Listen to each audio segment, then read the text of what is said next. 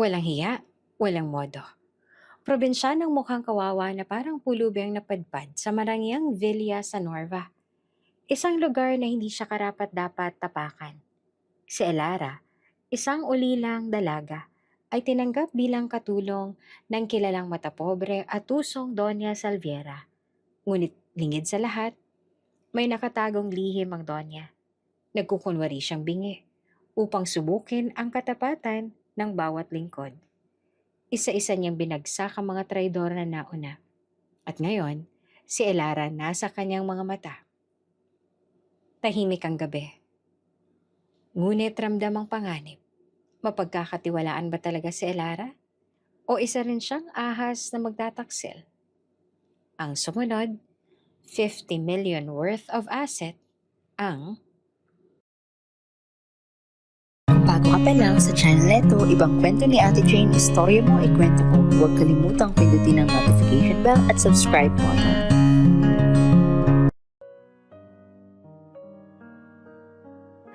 mainit ang sikat ng araw nang dumaong ang lumang bus sa terminal ng Sanorva City. Bumaba si Elara, dalang isang lumang bayong at iisang maleta.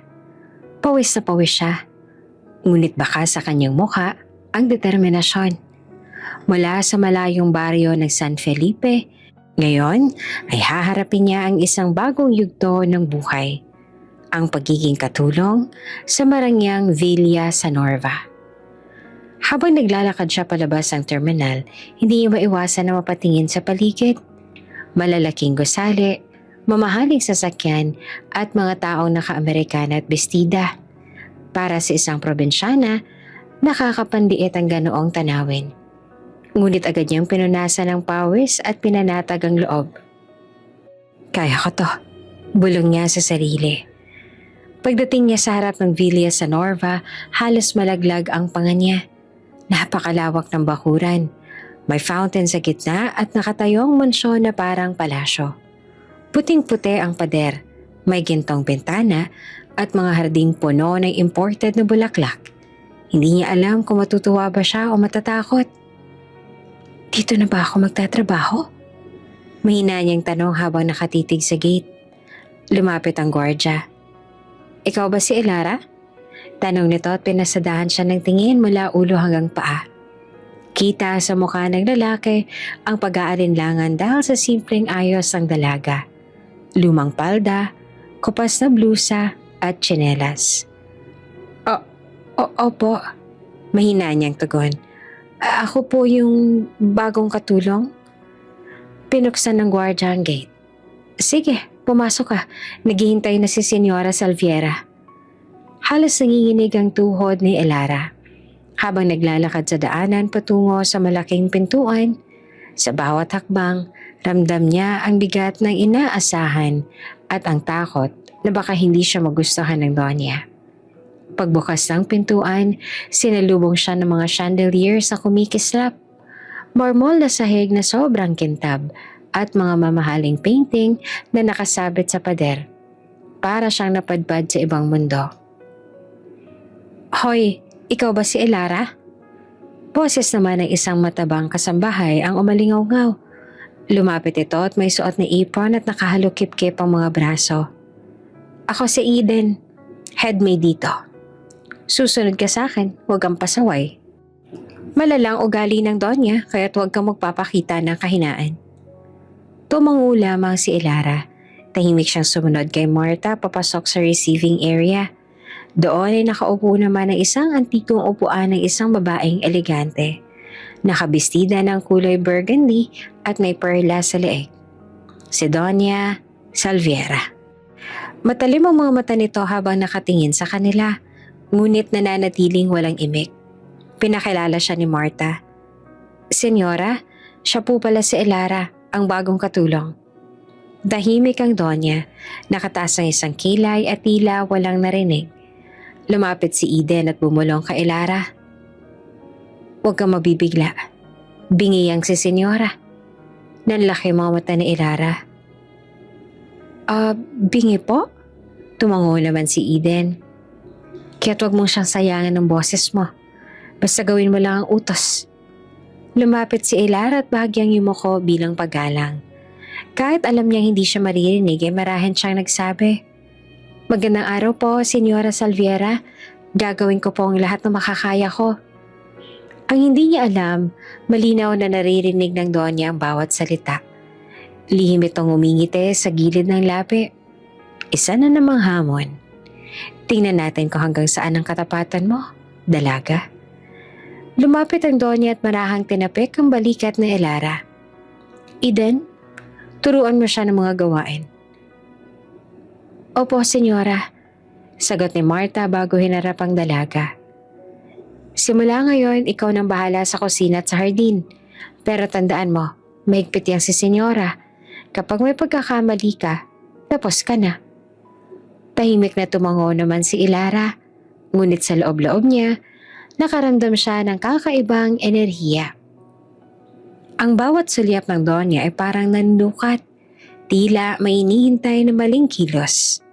Kinagabihan, habang inaayos na Ilara ang kusina, narinig niya ang dalawang kasambahay na nagbubulungan.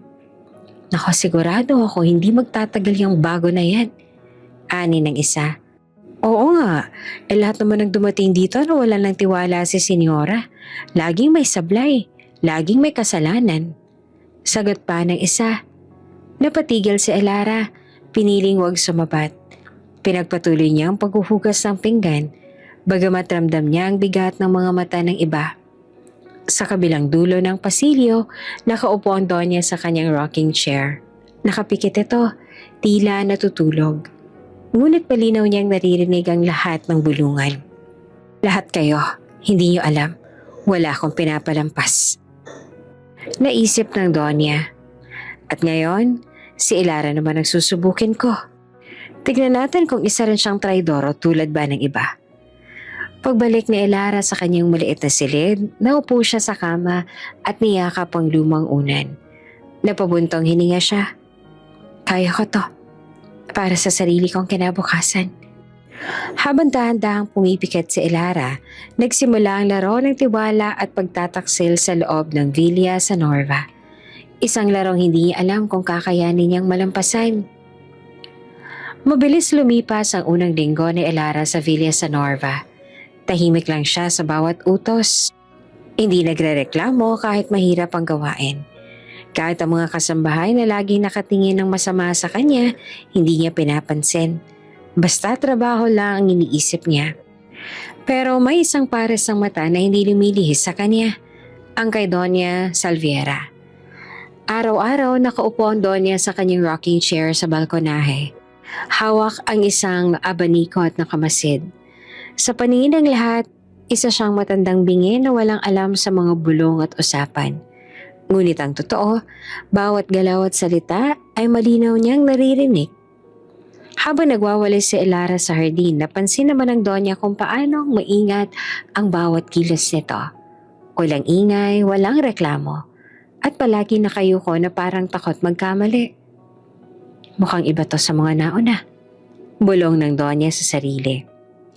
Isang hapon habang abala si Eden at ang ibang kasambahay sa kusina, may dalawang katiwala na nagbibiroan sa gilid ng bakuran. Hindi nila alam na nakaupo lamang ang Donya sa veranda. "Ang baguhan na yon, mukhang mahinhin. Pero tingnan mo lang, siguradong may tinatago rin," sabi ng isa.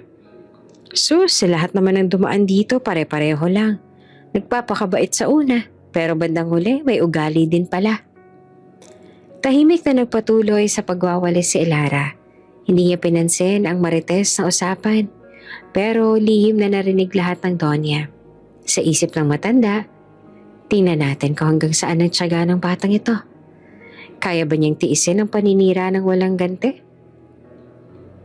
Kinabukasan, habang nag-aayos si Ilara ng mga kortina sa sala, biglang nahulog ang isang paso mula sa mataas na estante. Napakabilis ang reflexes niya. Hinabol niya gamit ang dalawang kamay bago ito bumagsak. Napatigil ang mga kasambahay at napatingin sa kanya. Pero higit sa lahat, napansin ng Donya ang kakaibang kilos ng kamay ng dalaga. Hindi lamang simpleng pagkilos, kundi mga senyas na parang may kahulugan. Nang tinulungan siya ni Eden ay biglang nag-gesture sa Elara ng salamat gamit ang kamay. Isang sign language. Napatigil ang Donya. Ano yon? Marunong siya ng sign language? Kinagabihan habang nagdi-dinner ang lahat ng tauhan sa servants' quarters, nakaupo lamang Donya sa dining area ng mansyon. Tahimik siyang kumakain. Kunwaring walang naririnig. Ngunit malinaw niyang narinig ang usapan ni Eden at ng isa pang kasambahay. Alam mo ba, marunong pala ng senya si Elara. Sabi niya tinuro raw ng nanay niya dati. Ani Eden. Kaya pala mabilis ang kilos niya kanina. Hindi ko alam na ganun pala siya. Baka kasi may pinagtataguan din yung batang yan. Hindi basta-basta ang mga katulad niya. Napataas ang kilay ng Donya. So, ang kanyang ina ay malamang bingi o pipe. Nang gabing iyon, hindi mapakali si Doña Salviera. Habang nakahiga siya sa malambot na kama, paulit-ulit niyang iniisip si Elara. Bakit marunong siya ng sign language? Simpleng coincidence lang ba ito? O may mas malalim na dahilan? Naalala niya ang mga naunang katulong. Lahat may bahid ng kasakiman. May nanakawan siya, may nagtaksil, may nanggamit, at ngayon naroon si Elara. Isang batang marunong magsenyas. Tila may koneksyon sa isang nakaraan na hindi pa niya mawari. Kinabukasan, sinubukan niyang subukan ng dalaga. Habang naglilinis si Elara ng florera, bigla siyang nagtanong ng malakas. Elara, kamusta ang trabaho mo rito? Sagot naman ng dalaga. Ayos lang po, senyora. Salamat po. Nagkunwaring walang narinig ang Donya. Nagpatuloy siya sa pagbasa ng dyaryo na para bang hindi siya kumibo. Ngunit ang hindi alam na Elara, palihim na ngumiti ang Donya sa likod ng dyaryo. Narinig ko lahat. Hindi mo alam. Sinusubok na kita. Sa mga sumunod na araw, mas naging matindi ang pagmamasid ng Donya. Pinapakinggan niya ang bawat bulong ng mga kasambahay, ang bawat buntong hininga ni Elara at ang bawat lihim na usapan sa paligid ng mansyon. Habang nakikita niya si Elara na maingat at masipag, lalo siyang nagtataka. Totoo kayang pinapakita niya? O isa lang itong maskara tulad lang lahat ng nauna? Sa katahimikan ng Villa San Norva, nagsimula ang mas matinding laro ng Donya. Isang laro ng pagpapanggap kung saan ang pinakamalaking sekreto ay nasa kanyang pandinig na lahat ay naniniwala na wala. Maagang umaga nang bumukas ang matayog na gate ng Villa San Norva, dumating ang isang itim na sasakyan, kumikisap sa kinis, at huminto sa mismong harap ng mansyon. Lumabas mula roon ang isang matangkad na lalaki, nakakorbata at halatang sanay sa marangyang pamumuhay. Siya, si Kaylen, ang tanging pamangkin ni Doña Salviera sa yumaong asawa. Nagmamadali ang mga kasambahay na sinalubong siya. Nagbigay galang at nagbitbit ng mga dalahin niya. Ang ilan halatang tuwang-tuwa na makita ang gwapong negosyante. Malakas ang dating ni Kaylen. Matikas, matino at may aura ng isang taong sanay mangutos. Tahimik lamang na nakatayo si Elara sa gilid habang pinagmamasa ng pagdating nito. Hindi niya alam kung dapat ba siyang ngumiti o yumuko ng ulo. Kaya pinili niyang huwag makaalam. Nasaan si tita? Tanong ni Kaylen habang tinatanggal ang sunglasses. Andun po sa sala, sir. Sagot naman ni Marta. Diretso itong naglakad papasok. Matikas ang tindig, hindi malang lumingon kay Elara. Ngunit bago ito tuluyang makapasok, napansin niya ang dalaga na abala sa pag-aayos ng paso sa veranda. Bago ka rito? Malamig yung tanong. Tumango naman si Elara, bahagyang nakayuko. Opo sir, ako po si Elara. Sinipat siya ni Kaylen mula ulo hanggang paa. Kita sa mga mata niya ang matinding pagdududa. Katulong ka rin? Sa itsura ng dalaga, hindi mo mawari na isang katulong lang ito. Opo. Mahina pero malinaw na sagot ng dalaga. Umiling si Kaylen. Napairap pa. Isa na namang umaasang makakasilong dito. Sana hindi ka katulad ng mga nauna. Napakagat-labi si Elara. Hindi siya sumagot. Pinili na lang na ipagpatuloy ang ginagawa. Ngunit ramdam niya ang bigat ng mga salitang iyon. Sa loob ng sala, masayang sinalubong ni Doña Salviera ang pamangkin at apo. Kaylen at apo ko, mabutit nakadalaw kayo. Ani ng Doña na kunwari hindi naririnig ang mga bulungan kanina. Tita, kailangan kong siguraduhin na nasa maayos ka. Lagi na lang may bagong katulong dito at lagi ring may problema. Matigas na sabi ni Kaylen. Kaya nga gusto kong makita kung sino na naman ang bago mong pinagkakatiwalaan. Tahimik lamang ang Donya. Ngumiti at itinoon ang tingin kay Elara na dumaan sa pasilyo. Agad napansin ni Kaylen. Yan ba? Sabay turo kay Elara. Mukhang inosente. Pero lahat ng nagsimula dito, ganyan din ang itsura. Sa huli, sila rin ang unang nangungupit. Naglakad siya palapit kay Elara na nooy nagdadala ng tray ng juice. Makinig ka, Elara. Hindi ka dapat magkamali rito. Hindi ako naniniwala sa mga pakitang tao. Sa akin, ang lahat ng katulong dito, pantay-pantay lang. Mga oportunista. Natigilan si Elara, halos mapitawan ng tray. Ngunit pinanatili niyang mahinahon ng boses. Hindi po ako ganon, sir. Nandito po ako para magtrabaho. Tiningnan siya ni Kaylen. Malamig pa rin ang mga mata. Ngunit sa likod nito, may kakaibang kuryente siyang naramdaman. Hindi niya inaasahan na sasagot ang diretso ang dalaga. Matapang. Kakaiba siya. Bulong niya sa sarili. Pero agad niya ring itinaboy ang ideyang iyon. Kinagabihan, nagtipon ang lahat para sa hapunan. Habang kumakain, abala si Kaylen sa pakikipag-usap sa kanyang tita tungkol sa negosyo. Si Elara naman ay tahimik na nag-aabot ng pagkain. Nagliligpit ng mesa. Ngunit napansin ni Kaylen na kahit abala ang dalaga, hindi nito nakakalimutan ng maliit na bagay. Ang tamang pag-aabot ng kubyertos. Ang pagbabantay na hindi matapon ng sabaw ng Donya at ang pag-aayos ng bawat baso sa tamang pwesto. Hindi siya tulad ng iba. Muling bulong ng isip. Pero agad niya ring iniling iyon. Ayaw niyang maniwala. Matapos ang hapunan, nagpunta si Kaylen sa veranda para magyosi. Doon, nasulyapan niya ang nagdidilig ng halaman si Elara. Tahimik lang ito, walang imik, ngunit halatang masinsina ng pag-aalaga. Hindi niya napigilang magsalita. Siguro, umaasa ka rin na isang araw. Aangat ang buhay mo dahil sa pagtatrabaho rito? Napalingon si Elara. Medyo nagulat pero nananatiling kalmado. Hindi po, wala po akong inaasahan. Basta't makapagtrabaho po ako at kumita, sapat na po yun. Napangiti si Kaylen. Hindi dahil natuwa siya, kundi dahil nagulat siya sa sagot. Malalaman natin kung hanggang kailan katatagal. Umalis siya. Ngunit habang naglalakad palayo, may kakaibang kirot sa dibdib niya. Para bang hindi siya mapakali. At sa unang gabi ng kanyang pagbisita, hindi mapigilan ni Kaylen ng paulit-ulit na pagbalik ng imahe ni Elara sa kanyang isipan. Ang mga mata nitong tahimik pero puno ng tapang. Mainit ang sikat ng araw nang dumating ang isang mamahaling kotse sa Villa sa Norva. Kumikisap ang katawan ng sasakyan at agad na napatakbo ang ilang kasambahay upang tingnan kung sino ang panauhin. Bumukas ang pinto at bumaba si Serafina.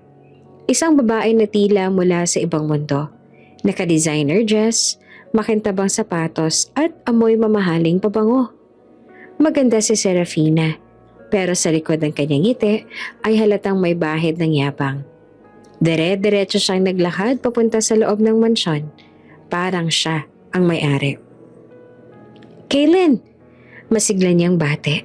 Sabay yakap na makita ang lalaki sa sala. Di mo wala sinabi na nandito ka. Medyo nagulat pa si Kaylen pero ngumiti. Serafina, hindi ko alam na darating ka. Anong ginagawa mo rito? Bahagya namang umisi ang babae. Nabalitaan ko kasing bumisita ka kay Tita Salviera. Siyempre, hindi ko palalampasin ang pagkakataon.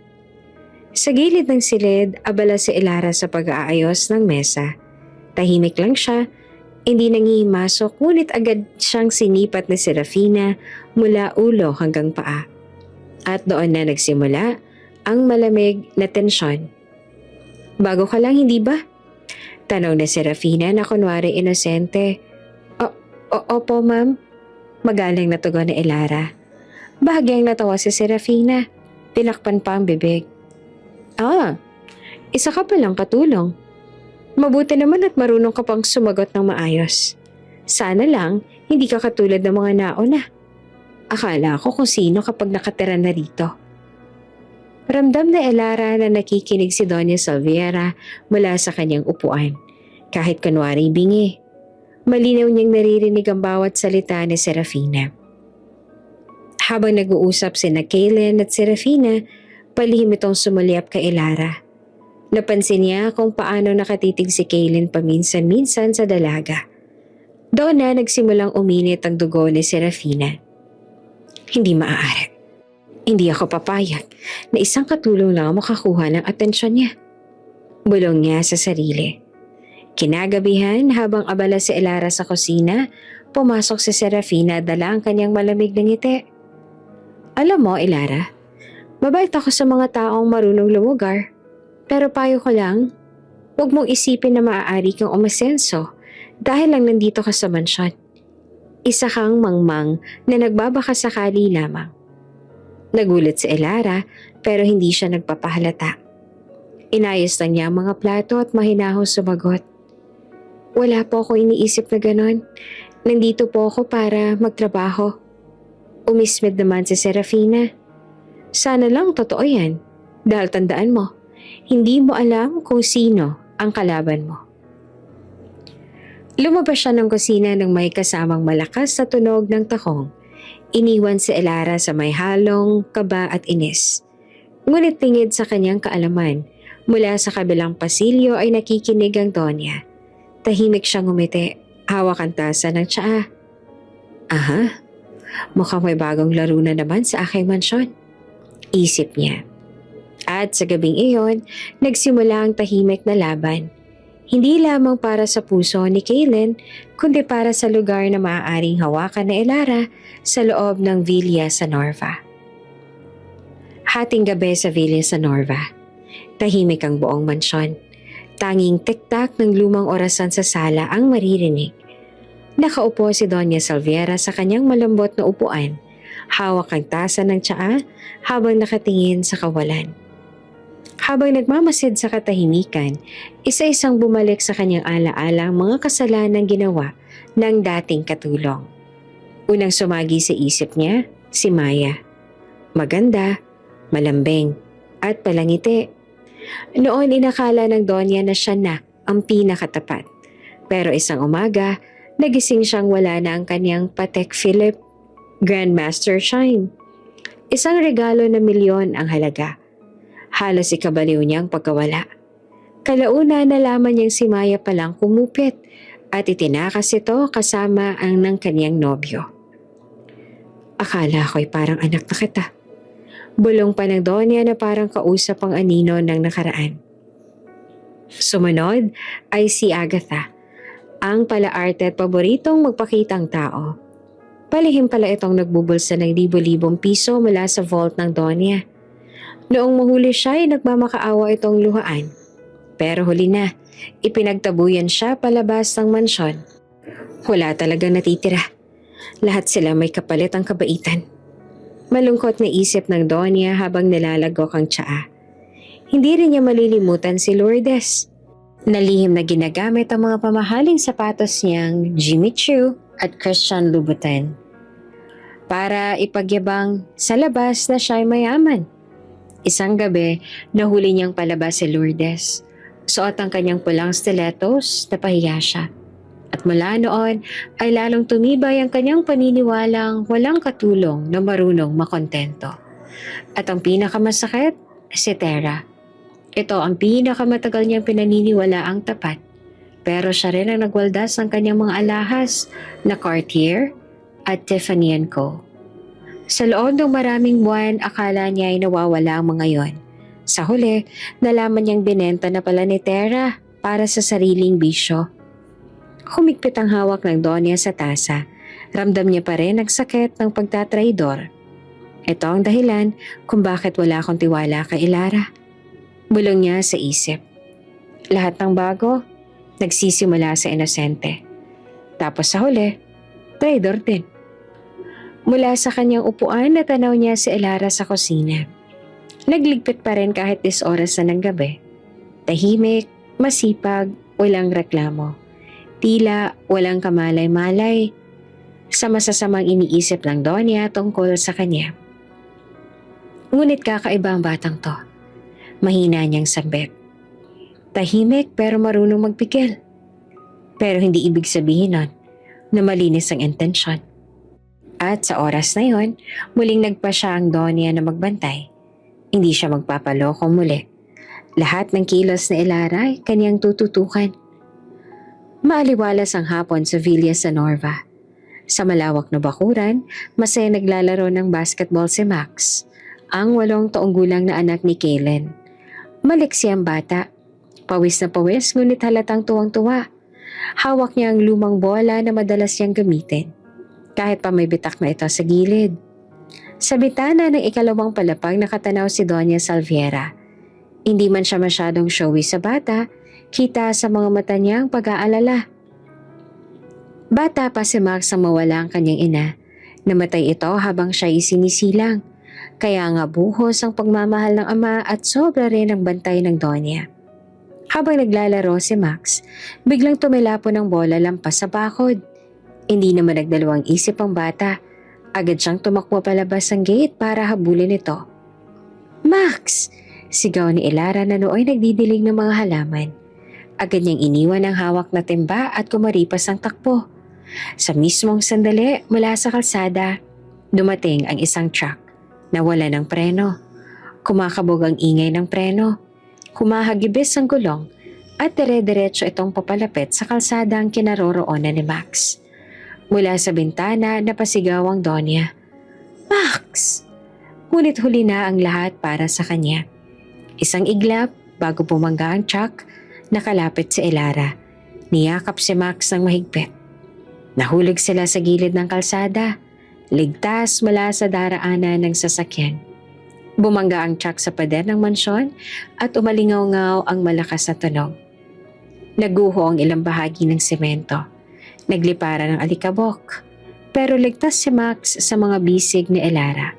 Hikbe ang una niyang narinig. Ate Ilara, natatakot ako. Hinimas si Ilara ang likod ng bata. Shh, ligtas ka na Max. Wala na, andito na ako. Sakto lamang na dumating si Kaylen.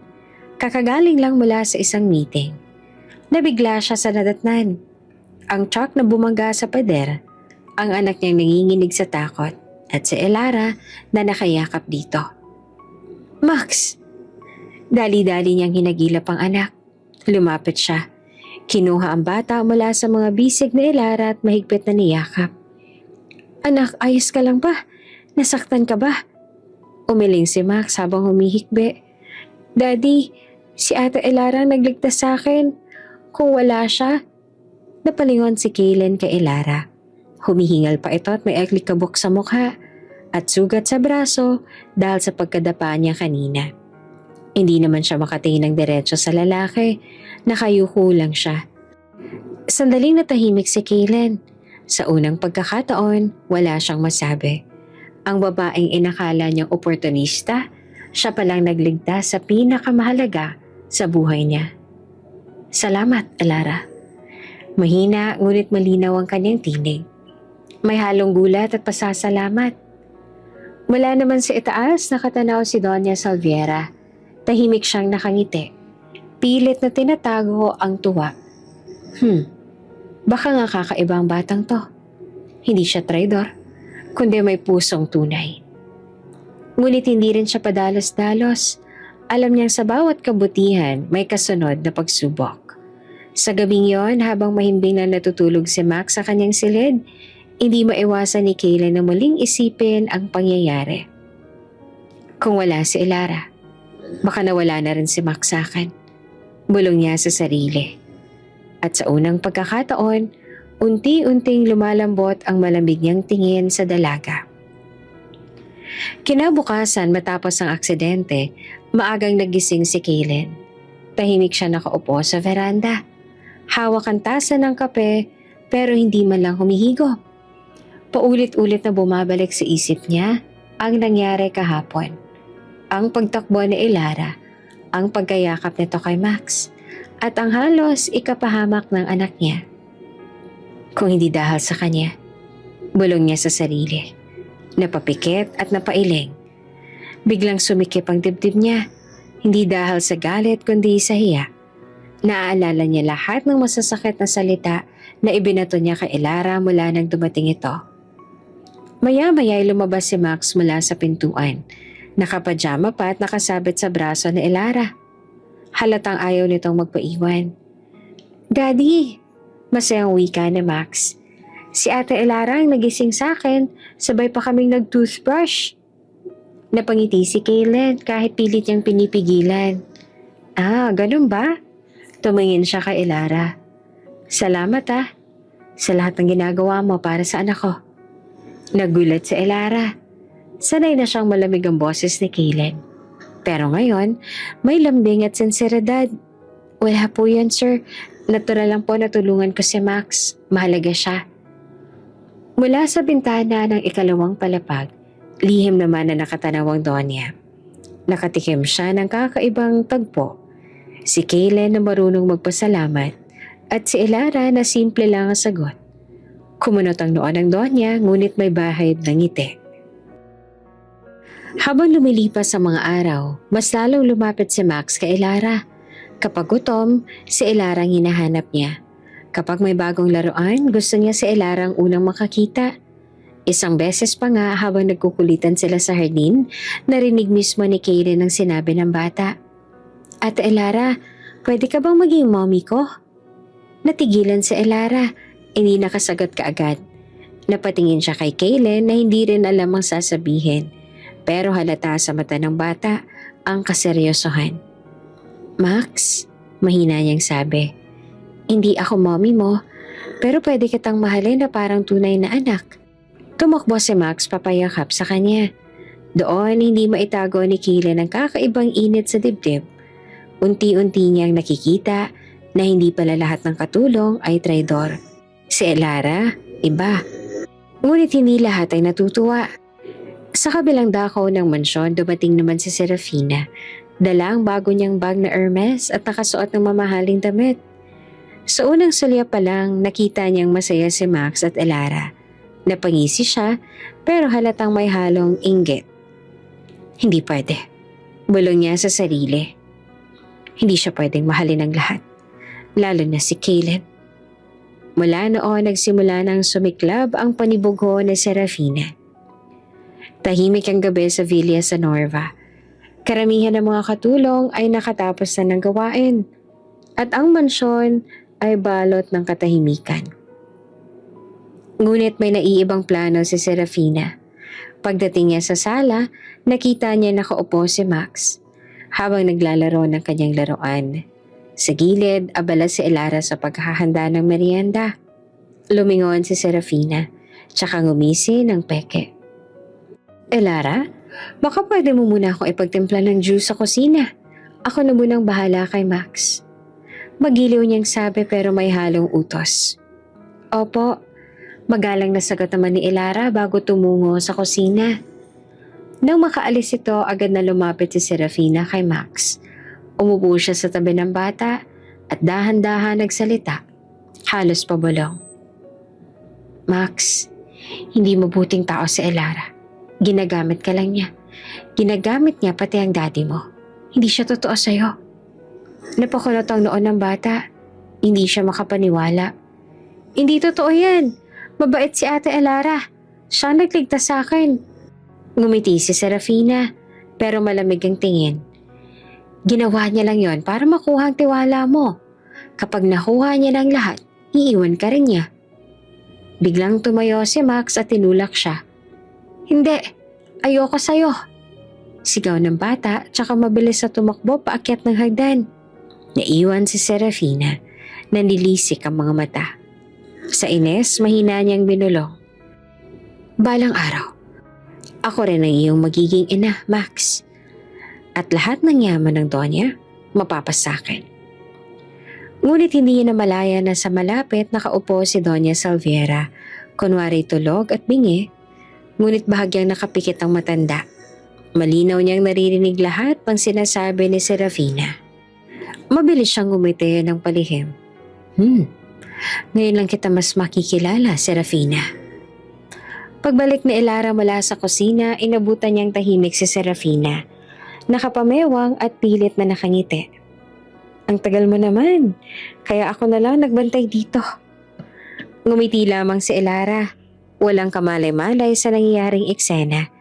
Pero sa isip ng Donya, nagsimula ng kumulo ang kaniyang plano. Tahimik ang gabi sa Villa San Norva. Ang mga ilaw sa hardin ay malambot ang liwanag. At ang hangin ay malamig. Sa may poolside, mag-isang nakaupo si Kaylen, hawak ang baso ng alak. Malalim ang iniisip at halata sa kanyang mga mata ang lungkot. Araw iyon ang death anniversary ng kanyang asawa. Taon-taon bumabalik sa kanya ang bigat ng pagkawala. Habang tinititigan niya ang tubig ng pool, para bang nakikita niya ang mga alaala. Ang huling ngiti ng kanyang asawa. Ang huling gabi, bago ito tuluyang nawala. Isa pang lagok ng alak. Sunod-sunod, halos hindi niya na namalayan ang dami ng nainom.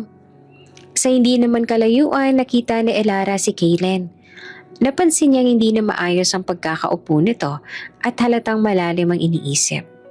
Saglit siyang nag-atubili, pero hindi niya kayang iwanan ito sa ganoong kalagayan.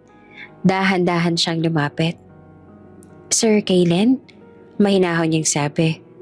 Gabi na po, baka malamigan kayo. Hindi siya nilingon ng lalaki.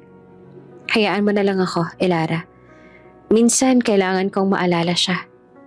Umupo si Elara sa tabi. Hindi rin nagsalita agad. Ilang sandali, pinili niyang samahan na lang ito sa katahimikan. Hanggang sa nagsalita siya. Maingat ang tono. Hindi ko po kayo pipigilan, sir. Pero kung sakali, hayaan niyo akong bantayan kayo. Kung mapahamak kayo, paano na si Max? Saglit namang natahimik si Kaylen. Doon lang niya napansin na may malasakit sa boses ng dalaga. Nilingon niya si Elara at sa unang pagkakataon, hindi niya nakita ang isang simpleng katulong lang. Nakita niya ang isang taong tunay na nagmamalasakit. Napangiti siya, mahina pero totoo. Salamat, Elara. Hindi ko akalaing may makakaintindi pa sa akin. Bahagyang namala si Elara at ibinaling ang tingin sa tubig. Hindi niyo kailangan na mag-isa palagi, sir. May anak kayo na umaasa sa inyo at may mga taong handang sumuporta. Unti-unti, nagsimulang magbukas ang damdamin si Kaylen. Kinwento niya ang hirap na dinaanan niya bilang ama, kung paano siya nagkamali ng pag-aakalang kaya niyang maging matibay palagi. Habang nagsasalita siya, nakikinig lamang si Elara. Walang panghuhusga. Sa gabing iyon, parang may nabago. Ang dating malamig na pader sa puso ni Kaylen ay nagsimulang mabasag. Sa tabi niya, si Elara na simpleng naroon lang ay nagbigay ng init at gaan sa pakiramdam. Hindi madala na malayan, mas nagiging malapit na ang kanilang mga mata sa isa't isa at mas nagiging natural ang kanilang mga ngiti. At mula sa malayo, nakatanaw si Doña Salviera. Tahimik niyang pinagmamasdan ng dalawa at sa isip niya, nagbabago na ang ihip ng hangin. Pero sino ang magtatagumpay sa huli? Tahimik ang gabi matapos ang araw ng pagluluksa. Sa loob ng kanyang silid, nakaupo si Elara sa kama, hawak ang isang lumang litrato. Doon makikita ang isang babae na payat, nakadamit ng uniforme ng kasambahay at may hawak na batang babae na nakangiti. Ang babae sa litrato ay ang kanyang ina. Hindi alam ng Donya, ni Kaylen, ni Max, pati ng ibang tao sa mansyon ang katotohanan. Hindi naman talaga ulila si Elara. Buhay pa ang kanyang ina.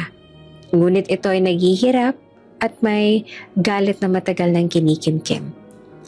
Ang kanyang ina ay dating katulong at kaibigan ni Doña Salviera at siya rin ang dahilan kung bakit bingi ngayon ang matandang babae. Naalala pa ni Elara ang kwento ng ina. Noong araw, isang mainit na pagtatalo ang nangyari sa kusina. Nagsalita ng matalim ang Doña at sa sobrang galit ng ina ni Elara, itinulak niya ito ng malakas. Tumama ang ulo ng Doña sa sahig, dahilan upang mawala ang pandinig nito. Doon nagsimula ang lahat ng sumpa sa buhay ng kanyang ina. Pinaalis ito, pinahiya at hindi na binigyan ng pagkakataong magpaliwanag at nagkaroon ng matinding depresyon at minsan nawawala sa sarili. Mula noon, lumaki si Elara sa puot ng kanyang ina. Paulit-ulit nitong sinasabi, "Isang araw, babalik ka sa mansyon, hindi bilang alipin, kundi bilang babae na magpapabagsak kay Salviera." At iyon nga ang ginawa niya. Kaya siya nagpakilala bilang ulila. Kaya siya nagpakumbaba. Kaya siya nagpakita ng kabaitan. Lahat ng iyon, bahagi ng plano. Ngunit habang nakahawak sa litrato, kumirot ang dibdib ni Elara. Dahil sa mga nakalipas na araw, hindi makikakaila na unti-unti siyang natututong magmahal. Hindi lamang kay Max na parang sariling anak, kundi maging kay Kaylen. At higit sa lahat, nagsisimula na rin siya magkaroon ng respeto sa Doña. Kahit alam niyang ito ang tinuturing na kaaway ng kanyang ina. Bakit ganito? Mahina niyang bulong sa sarili. Dapat diba galit ang nararamdaman ko? Pero bakit parang ang hirap magalit? Isinilid niya ang litrato sa ilalim ng unan at pumikit ng mahigpit. Lingid sa kaalaman ng lahat, si Elara ay may dalang lihim na kapag nabunyag, kayang pabagsakin ng lahat ng tiwalang unti-unti niyang nakukuha. Mainit ang hapon sa Villa Sanorva at tahimik ang paligid maliban sa lagaslas ng tubig sa fountain sa hardin. Sa loob ng sala nakaupo si Kaylen habang nakikipag-usap sa kanyang tiyahin, si Doña Salviera. "Kaylen," wika ng Doña, malamlam ang tinig. "Nakikita ako kung paano ka nagbabago nitong mga araw. Pero alalahanin mo, hindi lahat ng ngiti ay totoo." Napabuntong hininga si Kaylen. "Tita, hindi lahat ng tao traidor. Hindi lahat pare-pareho." Hindi pa man natatapos ang usapan nila, bumukas ang pintuan. Mabilis na pumasok si Serafina. Nakasuot ng mamahaling damit at nakaangat ang baba. Kita ang kumpiyansa sa kanyang mga mata. May dala siyang sobre na tila bahay kayamanang inaasam-asam. "Pasensya na sa istorbo." Bungad niya ngunit halata ang pangingibabaw sa tono. "Pero sa tingin ko, oras na para matapos ang ilusyon na to." Nagkatinginan sina Kaylen at Doña Salviera. Tinitigan ni Kaylen ang sobrang hawak ni Serafina. "Ano na naman yan?" Malamig na tanong ng Doña. Hindi maalis ang pag-aalinlangan sa kanyang mga mata. Lumapit si Serafina at buong yabang na inilapag ang sobre sa mesa. "Ito ang ebidensya kung sino talaga ang kinukup-kup ninyo. Ang babaeng buong akala niyo'y mabait, inosente, tapat, isa palang manlilin lang." Kinuha ni Kaylen ang sobre at dahan-dahan niyong binuksan. Doon, bumungad ang ilang lumang litrato at mga dokumento. Isa sa mga litratong agad na tumama sa kanyang paningin. Isang batang babae na halos kasing edad na Max ngayon, hawak ng isang babae na may uniforme ng katulong. Agad niyang nakilala ang bata, si Elara. Napatigil siya at nanlamig ang mga kamay. "Elara?" Mahina niyang bulong. Tumango naman si Serafina sabay ngisi. "Oo, at yung babae na kasama niya, kanyang ina. Dating kasambahay dito sa Villa Sanorva. At hindi lang basta kasambahay, Kaylen. Siya ang dahilan kung bakit nawala ng pandinig ang Doña. At higit pa riyan, maraming gamit at alahas ang nawala noong siya'y narito." Nanlaki ang mga mata ni Kaylen. Napatingin siya kay Doña Salviera. Natahimik ngunit ramdam ang bigat ng alaala. Nakakunot ang noo ng matanda. Pilit na pinipigilan ng emosyon. Tita, mahina niyang sabi. Totoo ba to? Hindi agad sumagot ang Donya.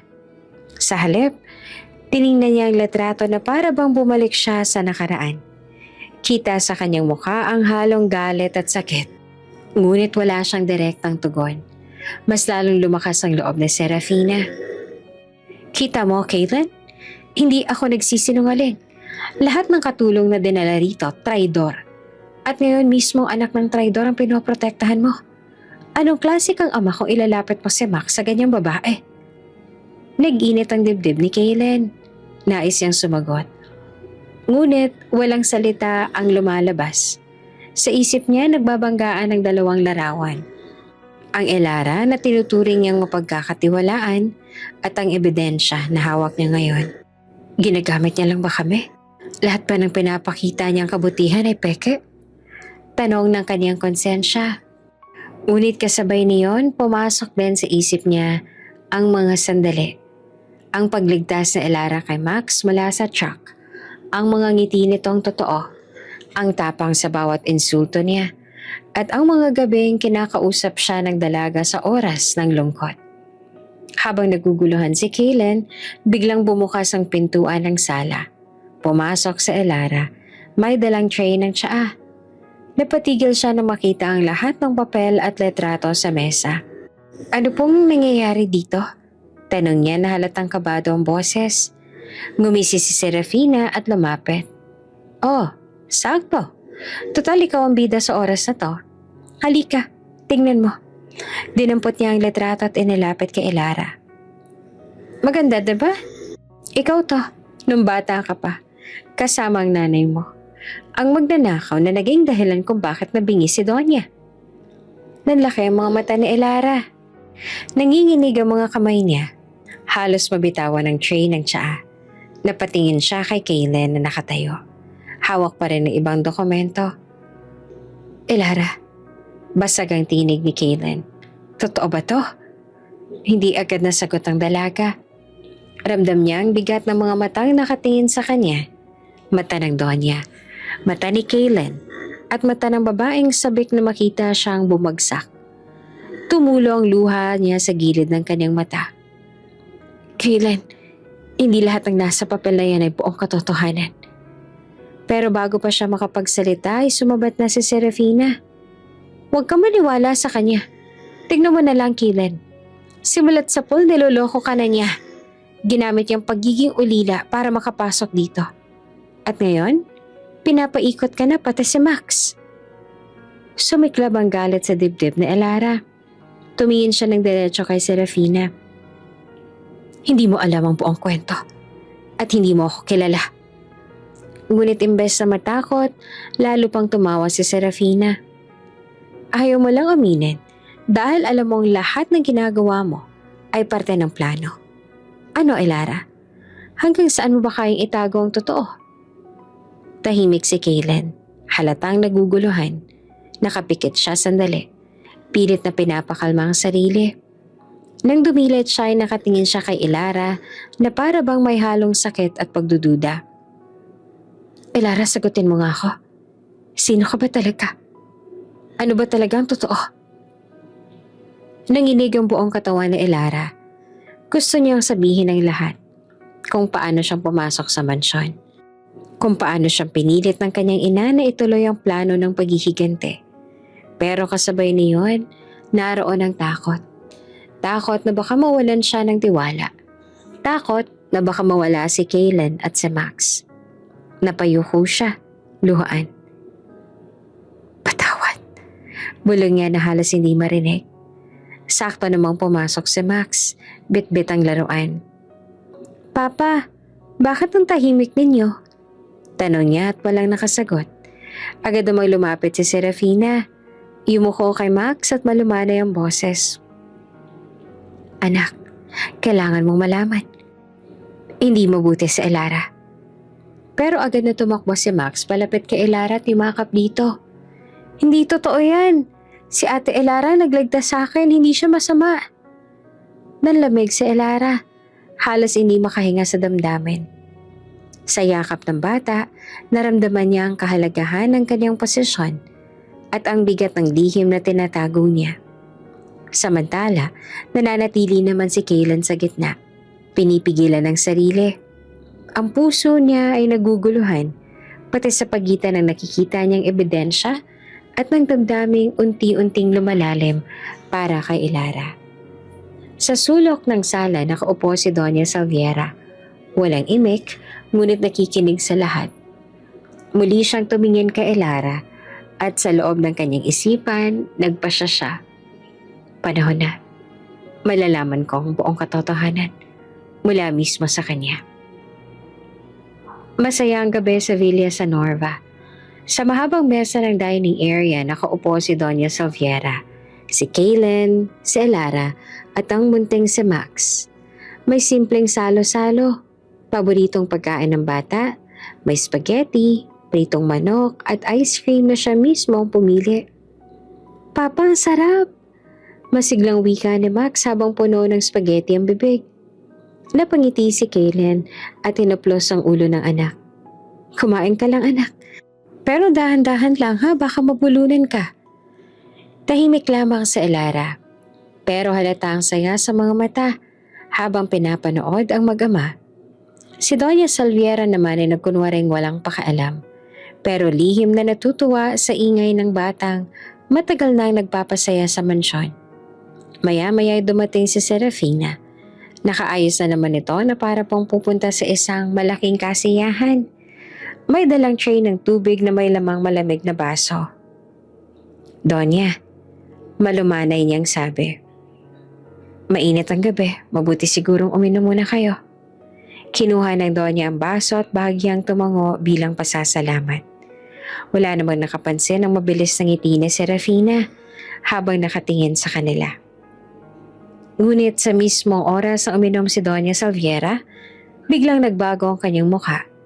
Napahawak siya sa dibdib, humigop ng hangin at tuluyang nabitawan ang baso. Lola! Sigaw ni Max. Halos maluha habang niyuyugyug ang matanda. Tita! Agad namang lumapit si Kaylen. Tinangkang alalayan ng tiyahe na ngayon halos mawala ng malay. Nagkagulo sa mesa. Tumayo si Ilara at agad na kinuha ang telepono. Ambulansya! Kailangan namin ng tulong! Bilisan ninyo! Sigaw niya habang nanginginig ang boses. Nakatitig si Serafina. Naguguluhan. Hindi niya akalaing ganito kabilis ang mangyayari. At lalong ikinagulat niya nang makita si Ilara na bahagyang nakangiti habang hawak ang telepono. Ano to? Siya ba? Siya bang may pakana? Bulong ni Serafina sa isip niya. Napakagat siya ng labi. Pilit na pinapakalma ang sarili. Pagbalik ni Ilara, agad niyang inalalayan si Max palayo para hindi na masyadong matakot ang bata. Max, huwag ka matakot. Malalampasan ng lola mo to. Mahina niyang bulong habang pilit na pinapakalma ang bata. Ilang minuto lang dumating ang ambulansya. Dali-daling sinakay si Doña Salviera at sumama si Kaylen habang bitbit si Max. Hindi rin nagpaiwan sa Ilara. Habang nasa gilid si Serafina, hawak ang bibig, bigla siyang umiti ng palihim. Kung siya nga may kagagawan, sigurado, mabubunyag na rin ang lahat. Habang nasa gilid si Serafina, hawak ang bibig, bigla siyang umiti ng palihim. Kung siya nga may kagagawan, sigurado, mabubunyag na rin ang lahat. Ngunit sa kaibuturan ng kanyang isip, may kaba. Dahil kung hindi siya naglagay ng lason, ibig sabihin, may ibang mas malalim na kalaban na nakapasok sa Villa Sanorva. Punong-puno ng kabang ospital nang dumating ang ambulansya na sakay si Doña Salviera. Mabilis na sinalubong ng mga nurse at doktor. Inilagay siya sa stretcher at agad na dinala sa emergency room. Hawak-hawak naman ni Kaylen si Max na umiiyak. Samantalang nakasunod sa Ilara na hindi mapakali. Sa gilid ng hallway, halos patalon si Serafina sa galit. Siya, si Ilara, siyang naglagay ng lason. Kitang-kita ako ngiti niya kanina habang nahihirapan ng Donya. Sigaw nito. Sabay turo kay Elara na napatingin lang sa kanya ng diretsyo. Nagsidatingan ng mga pulis dahil may report na agad ang ospital. Lumapit ang isang investigador. May nagparatang ng pagkalason. Sino bang tinutukoy ninyo, ma'am? Ayan o. Halos pasigaw na si Serafina. Nakataas ang daliri kay Elara. Huwag kayong magpapaloko. Matagal niya ng plano to. Gusto niyang mapunta sa kanya ang lahat ng yaman. Nagulat si Max at kumapit lalo kay Elara. Hindi totoo yan. Mabait si Ate Elara. Bulong ng bata habang humahagulgol. Hindi na nakapagsalita agad si Kaylen. Ang isip niya, magulo. Posible ba? Pero paano kung totoo ang mga paratang na Serafina? Tahimik lamang si Elara.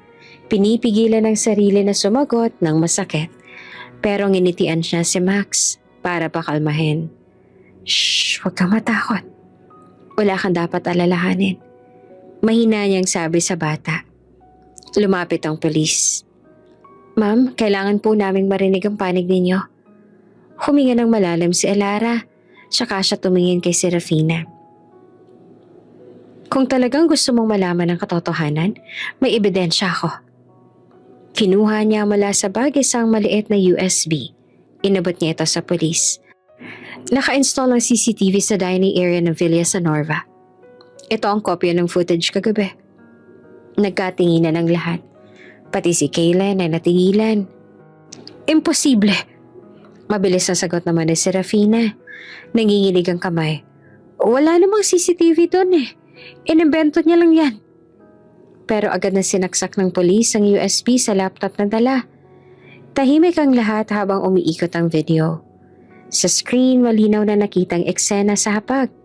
Si Max na masaya, si Elara na nag-aasikaso, at si Doña Salviera na nakaupo sa dulo. At doon, kitang-kita ang paglapit ni Serafina dala ang tray ng juice. Nakakunot ang noon ng mga pulis habang pinapanood.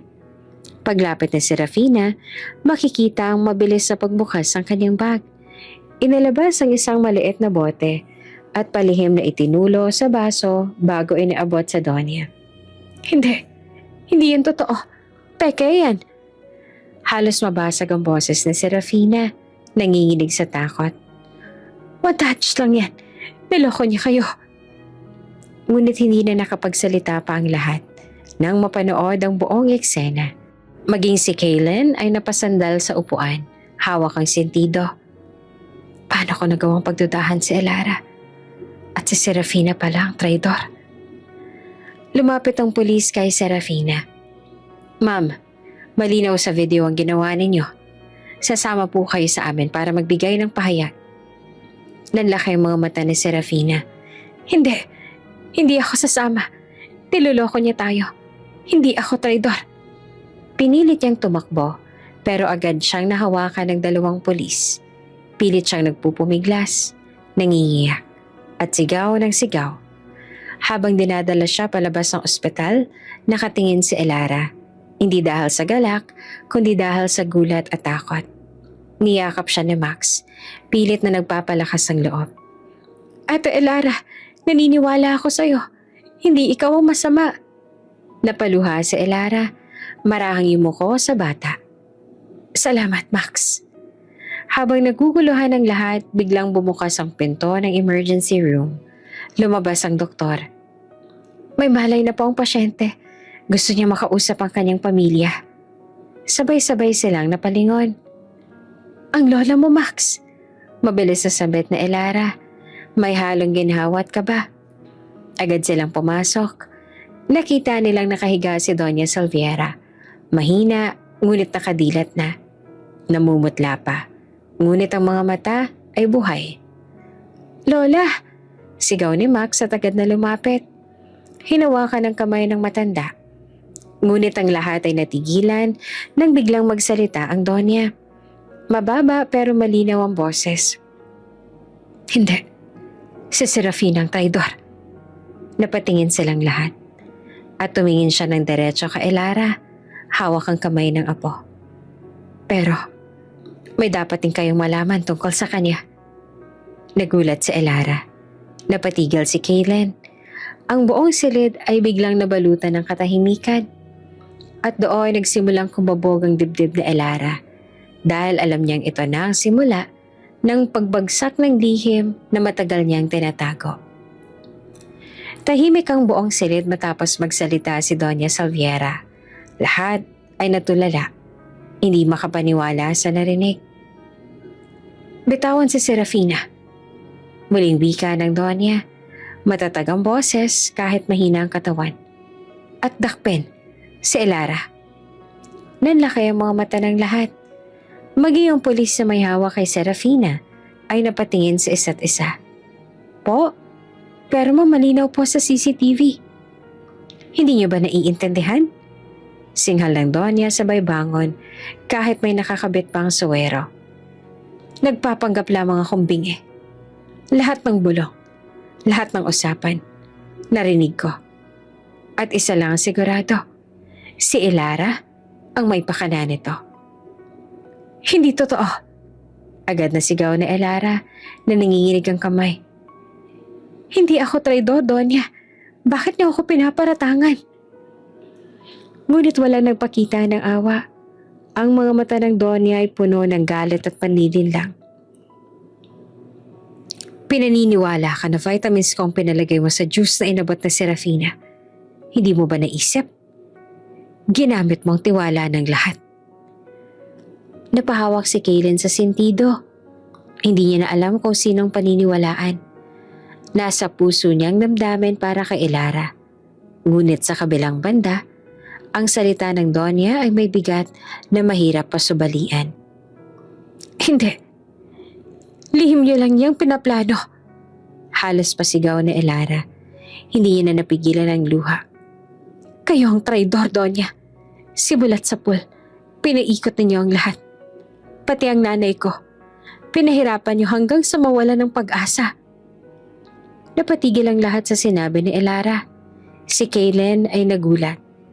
Ano? Anong ibig mong sabihin, Elara? Pati ang nanay mo may kinalaman? Si tita? Kaylen. Humikbi si Elara. Nanginginig ang boses. Ang nanay ko ang dating katulong ng Doña. Siya ang naging dahilan kung bakit maging bingi noon si Doña. Pero hindi niya yun ginusto. Pinilit siya ng pagkakataon.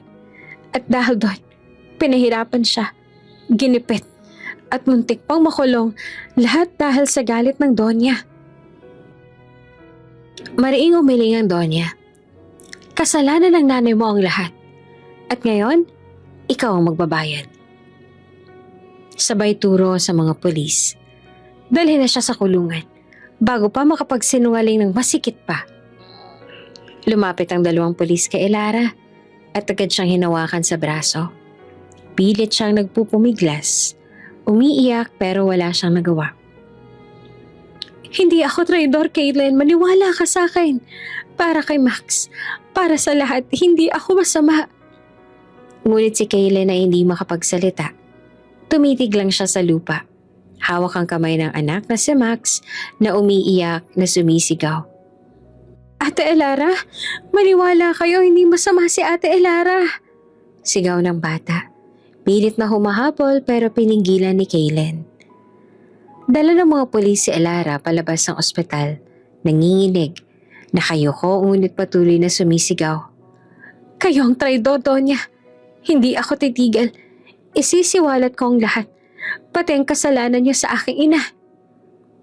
Naiwan si Kaylen na nakatulala. Habang ang Doña naman ay nakangiti ng malamig. Si Serafina naman, kahit nanginginig pa rin, ay muling kumapit sa kamay ng Doña. Tila nakahanap ng bagong kakampi. At sa huling sulyap ni Kaylen kay Elara, isang tanong ang bumagabag sa isip niya. Sino ba talaga ang dapat paniwalaan? Maagang dumating si Kaylen kasama si Max sa kulungan. Mahigpit ang hawak ng bata sa kamay ng kanyang ama. Bakas ang kaba at lungkot sa mukha nito. Tahimik lamang si Kaylen. Habang hinihintay buksan ng bantay ang selda kung saan nakakulong si Elara. Pagbukas ng bakal na pinto, agad na sumalubong ang malamig na amoy ng lugar. Pawis, kalawang, at pagkain na panis. Doon nila nakita si Elara. Nakaupo sa sahig na gawa sa semento, nakasandal sa pader, at halatang pagod na pagod. Ate Elara! Sigaw ni Max sabay takbo sa kanya. Gusto sanang pigilan ni Kaylen pero hindi niya nagawa. Yumakap ang bata sa babae at doon nila nakita ang mga pasa sa braso at leeg nito. Napatigil si Kaylen. Sinong gumawa na to sa'yo? Malamig ang boses niya pero halata ang pagkabahala. Umiling lamang si Elara. Ayaw niya magsumbong lalo na't alam niyang wala rin namang gagawin ng mga bantay. Pero sa likod ng katahimikang iyon, ramdam ang bigat ng sakit na kanyang dinaranas. Umupo si Max sa tabi niya. Sabi ko na nga ba, hindi ka masama. Hindi ka traidor. Mahigpit ang kapit ng bata sa kamay niya.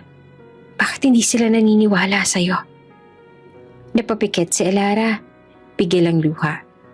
Hindi niya alam kung paanong ipapaliwanag sa isang 8 taong gulang na bata ang kalituhan at kasinungalingan na pinalaganap ng Donya.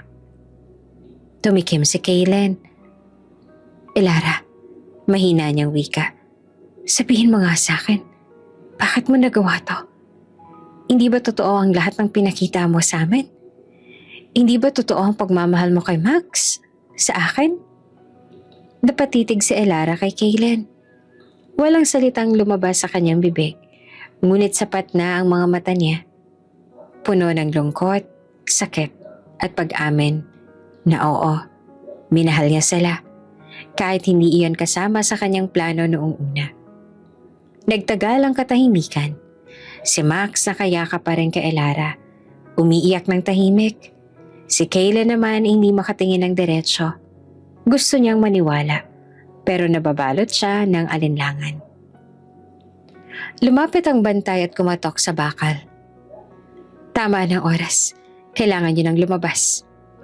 Napatayo si Kaylen at dahan-dahang kinuha ang kamay na Max. Halika na anak. Ayoko. Hindi natin siya iiwan dito. Sigaw ng bata. Nanginginig sa pag-iyak. Pilit siyang hinila ng ama. Pero mahigpit ang kapit niya kay Elara. Ate Elara, huwag kang susuko. Babalik kami. Ngumiti si Elara kahit halos hindi niya na maitaas ang labi sa sobrang sakit ng katawan. Magiging matapang ako, Max, para sa'yo. At sa huling sandali, bago isara ang bakal na pinto, nagtagpo ang mga mata ni na Kaylen at Elara.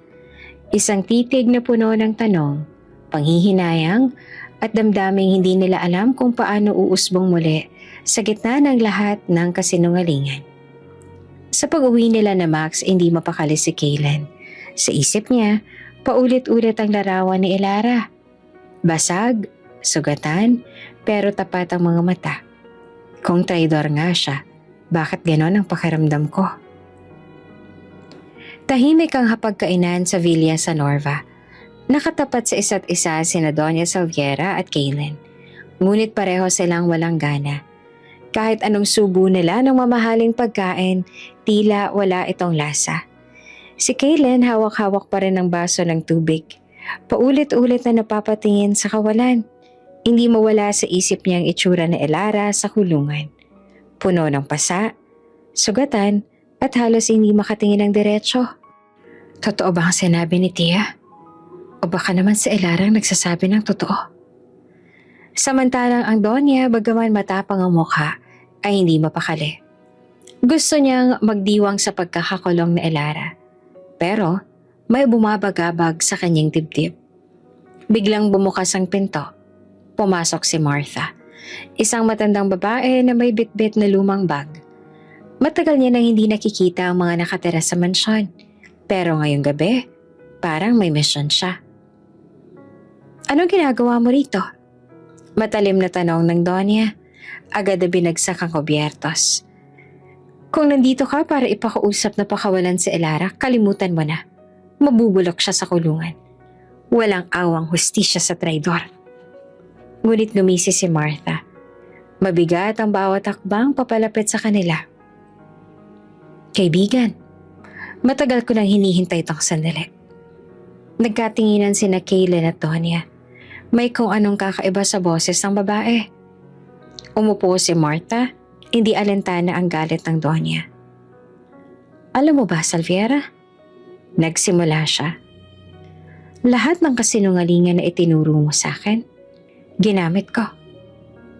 Ikaw ang nagturo sa akin kung paano magpanggap, kung paano lokohin ang tao. Kaya't ginawa ko rin yun. Hindi lang para sa sarili ko, kundi para sa batang si Elara. Nagtaas ang kilay ang Donya. Anong pinagsasasabi mo? Si Elara. Ngumiti si Martha, ngunit bakas ang pait sa mukha. Siya ang anak mo. Ang batang akala mong namatay noon sa aksidente, hindi siya namatay. Akong kumuha sa kanya. Ako ang nagpalaki sa kanya. Hindi dahil mahal ko siya, kundi dahil gusto ko magiganti sa'yo. Nanlaki ang mga mata ni Kaylen. Ano? Halos mapasigaw siya. Anak ng tita ko si Elara? Hindi naman nakapagsalita agad ang Donya. Namutla siya at nanghina. Napaluhod sa malamig na sahig ng dining hall. Hindi maaari. Anak ko siya? Bulong niya at nanginginig ang labi. Tumawa naman si Martha, may halong galit at tagumpay. Oo, Salviera. Habang pinapaniwala mong lahat na bingi ka, ako naman, gumagawa ng sarili kong kwento para kay Elara. Sinabi kong ulila na siya. Tinuruan ko siyang mag-sign language. Pinalaki ko siyang walang alam sa tunay niyang pagkatao. Ginamit ko siya para ikaw ang masaktan. Para dumating ang araw na magtutuos kayo. At ngayon nga, narito na tayo. Napayakap ang Donya sa sarili, humahagulhol na parang bata. Kaya pala napakagaan ang loob ko sa kanya. Kaya pala sa kabila ng lahat ng duda ko, may kakaibang koneksyon ako sa kanya. Diyos ko, anak ko pala siya. Si Kaylen naman ay nanlambot sa upuan. Hindi niya alam kung ano ang mararamdaman. Galit, gulat o awa ba? Ang tanging malinaw ay hindi niya na kayang makita si Elara na nakabilanggo matapos malaman ang lahat. Martha, mahina ngunit matatag ang boses ng Donya. Tama ng paghihiganti mo. Kung may kasalanan man ako noon, ako ang dapat magbayad doon at hindi si Elara. Tumitig siya kay Kaylen at sa kauna-unahang pagkakataon, humingi ng tulong sa kanya. Kaylen, iurong mo ang kaso. Palayain mo si Elara. Hindi siya traidor. Siya ang anak ko. Pero tita, naguguluhan si Kaylen. Paano ang lahat ng ebidensya? Ang CCTV? Ang mga saksi? Umiling ang Donya at pinahid ang luha. Ginawa iyon na Serafina. Niloko niya tayong lahat. At ako naman, pilit kong pinaniwalaan dahil bulag ako sa galit. Pero ngayong alam ko ng katotohanan, hindi ko hahayaang mabulok sa kulungan ng sarili kong anak. Tahimik lamang si Martha. Sa kabila ng galit niya, may bahid naman ang pagsisisi ang mga mata. Kung ganun, nasa iyo ang desisyon, Salviera. Ginawa ko ng misyon ko. Ang natitira na lang ay kung paano mo tutubusin ang pagkakamali mo. Huminga ng malalim si Kaylen. Sa isip niya, naghalo-halo ang damdamin. Ang pagmamahal kay Elara, ang bigat ng mga revelasyon, at ang kalituhan sa magiging susunod na hakbang. Pero malinaw sa kanya ang isa, hindi niya hahayaang masaktan pa si Elara. Tumayo ang Donya, kahit nanginginig pa ang tuhod. Bukas ng umaga, pupunta tayo sa kulungan. Kukunin ko ang anak ko. At sa unang pagkakataon matapos ang matagal na panahon, nakita ni Kaylen ang luha ng isang Donya. Hindi dahil sa galit, kundi dahil sa isang nawalang pagmamahal ng isang ina. Pagdating ni Kaylen at ang Donya sa presinto, hindi na sila nag-aksaya ng oras. Agad nilang dinala si Elara sa ospital dahil halos hindi na ito makahinga at punong-puno ng pasa ang katawan. Mahina na halos ang pulso niya at nangingitim ang mga braso dahil sa pambubugbog. Nakalugmok ang Donya sa takot habang hawak ang malamig na kamay ng dalaga. Hindi kita pwedeng mawala ulit, anak. Umiyak na bulong ng Donya. Hindi niya alintana kung may makarinig man. Iyon ang unang beses na tinawag niyang anak si Elara ng buong puso. Habang kinakausap ng doktor ang Donya, lumabas naman si Kaylin at dumiretso sa presinto. Doon niya hinarap ang mga pulis na may hawak kay Serafina. Sa umpisa ay nagmamatapang pa ito. Pero nang ilabas ng mga investigador ang salaysay ng ilang preso, lumabas ang katotohanan. Si Serafina ay nag-utos sa saktan si Elara kapalit ng pera. Wala kayong pruweba, kasinungalingan yan, sigaw ni Serafina. Pero nang ipakita sa kanya ang mismong resibo ng perang pinadala niya sa kapatid ng isa sa mga preso ay natigilan siya. Mabigat ang hakbang ni Kaylin papalapit. Galit na galit ang mga mata niya.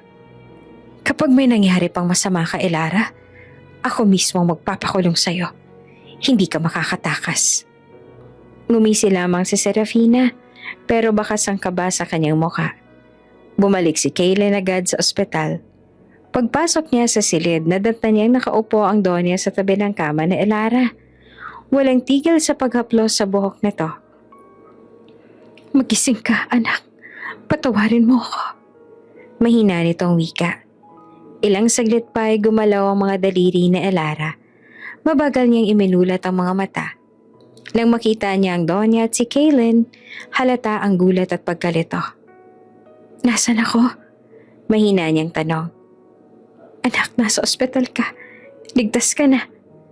Mabilis sa sagot ng Donya habang patuloy ang pagluha. Bakit mo ako tinatawag na anak? Litong tugon ni Elara. Pilit bumabangon pero pinigilan ng Donya. Huminga ng malalim si Salviera at tumingin kay Kaylin. Panahon na para sabihin ang totoo. Dahan-dahan niyang kinuwento ang lahat. Kung paano nawala si Elara noong sanggol pa ito. Kung paano siya tinago at pinalaki ni Martha. At kung bakit naging bingi siya sa mata ng lahat. Para lang subukan at mahuli ang mga traidor sa paligid. Habang nagsasalita, halos madurog naman ang puso ng Donya sa bawat salitang binibitiwan niya. Tahimik lamang si Elara, gulat na gulat. Hindi niya alam kung maiiyak ba siya o matatawa sa mga nadidiskubreng sekreto. Hindi. Totoo ba to? Halos pabulong niyang tanong. Anak, ikaw ang tunay kong dugo. Ikaw ang matagal ko nang hinahanap. Sagot ng Donya, sabay yakap sa kanya kahit mahina pa siya. Napatingin si Elara kay Kaylin. Doon niya nakita ang seryosong tingin ng lalaki. Nabagaman puno pa ng tanong, ay puno rin ng pag-aalala. Hindi na nakapagsalita pa si Elara. Ang mga luha niya na lang ang kusang pumatak. At sa loob ng ospital na yon, nagsimula ang pagbagsak ng mga lihim na matagal nang itinago ng Donya. At ang unti-unting pagbangon ng dalagang minsang itinuring na kaaway. Tahimik ang gabi sa mansyon nang hilingin ng Doña Salviera na magtipon silang lahat sa sala. Nakaupo siya sa gitnang bahagi. Mahina ang katawan ngunit matatag ang boses. Naroon si Elara, Kaylin, pati na rin si Max na nakamasid lamang at nakikinig. Alam niyang may malaki itong sasabihin. May kailangan akong sabihin ng buo. Panimula ng Donya. Malalim ang buntong hininga bago siya nagpatuloy. Matagal ko nang nililihim ito. Panahon na para marinig ninyo ang buong katotohanan. Nagsalubong ang tingin ni Elara at Kaylin. Ramdam nila ang bigat ng mga salitang susunod. Si Martha. Saglit na tumigil ang Donya. Tila nag-iipon ng lakas. Hindi lamang siya basta katulong noon. Para ko na siyang kapatid. Lumaki kami na parang magkapatid sa hirap at ginhawa. Pero nang dumating si Ramon, ang lalaking pareho naming minahal, nagbago ang lahat. Napaawang ang labi ni Elara. Hindi niya akalaing may ganoong pinagmula ng matinding galit ng kanyang ina. Si Ramon, nagpatuloy ang Donya. Minahal ko ng buong puso. Ngunit ganun din ang nadama ni Martha. Nang mapili ako ni Ramon at kami nagpakasal, nagsimula ang selos at puot sa puso niya. Nang mamatay si Ramon, habang hinahanap ka sa gitna ng bagyo, doon tuluyang nagdilim ang kanyang mundo. Lumapit si Kaylen, marahang humawak sa balikat ng Donya. Ano pong kinalaman noon kay Ilara? Tumulo ang luha ng matanda. Dahil sa galit at paghihigante, ninakawan niya ako ng mga alahas. Ngunit higit pa roon, kinuha niyang sanggol kong si Ilara. Pinalaki ka niya, anak, sa kasinungalingan. Pinaikot ang buhay mo para saktan ako at makapaghigante siya. Ang sign language na tinuro niya, akala ko'y para sa kabutihan mo, pero iyon pala'y bahagi ng kanyang pagbabalat kayo upang palalimin ang sakit at kalituhan. Nanlamig si Ilara sa nadinig, para siyang binuhusan ng malamig na tubig. Ngunit higit na sumakit sa kanya ang sumusunod na ibinunyag ng Donya. Si Ramon ng gabing yun, sinugod niya ang bagyo para hanapin ka. Hindi siya nagbalik. At mula noon, dala ko na ang bigat ng pagkamatay niya. Tumangis ang Donya, halos mawala ng lakas. Kaya dahil sa kalungkutan, nagpasya akong ampunin si Kaylen. Pamangkin siya ni Ramon. Naging anak ko siya. At kasama niya nagpatuloy ako sa buhay. Tahimik ang lahat. Si Ilara, hindi alam kung paanong tatanggapin ang bigat ng mga nalaman. Ngunit isang bagay ang malinaw. Lumabas na ang lahat ng katotohanan. Kinabukasan, nagsimula ang proseso ng hustisya. Ipinakulong si Martha sa kasong child abduction, theft at falsification of identity. Sa korte mismo humarap si Ilara at doon sa kabila ng sakit na sabi niya, hindi ko man maibabalik ang nakaraan, pero kailangan kong panindigan ang tama. Habang isinasara ang kaso, isang bagong kabanata naman ang bumukas. Hindi nagtagal bumigat ang karamdaman ng Donya. Lingid sa kanila, matagal na pala siyang may malubhang sakit sa puso.